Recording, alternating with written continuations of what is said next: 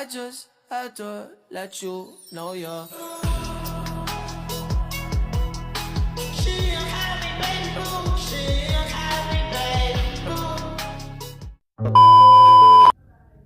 Halo, perkenalkan nama saya Nadia.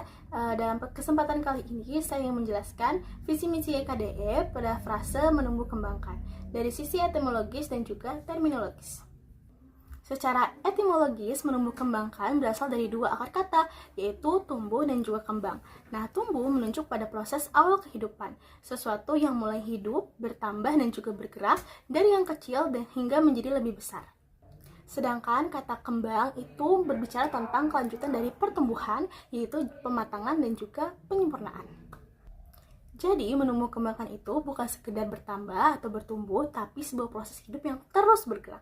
Dari ada menjadi nyata, dari kecil menjadi berdampak, dari potensi menjadi manifestasi.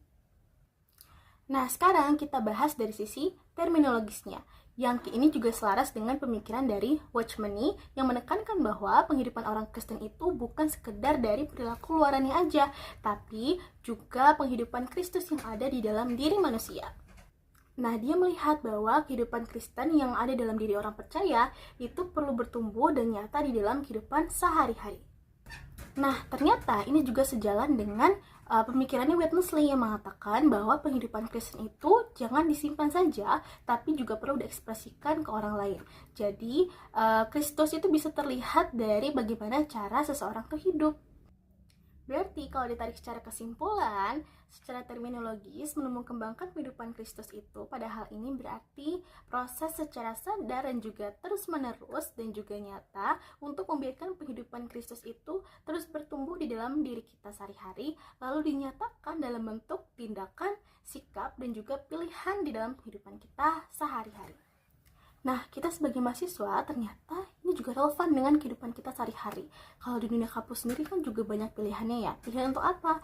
Pilihan untuk jujur atau nyontek, pilihan untuk adil atau curang, mau peduli atau cuek, itu semua keputusan yang kita ambil setiap harinya. Selain itu, kita sebagai orang-orang muda, kita juga dipanggil untuk menjadi dampak. Bukan dampak yang besar, tapi dari hal-hal yang sederhana. Misalkan kayak kita membantu teman, menjadi pendengar yang baik, dan juga menjadi contoh atau teladan bagi orang lain.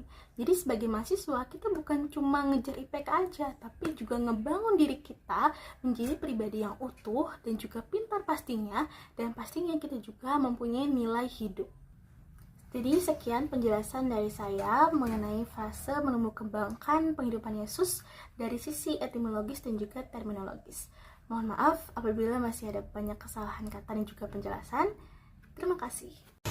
Gugu gaga. Gugu gaga.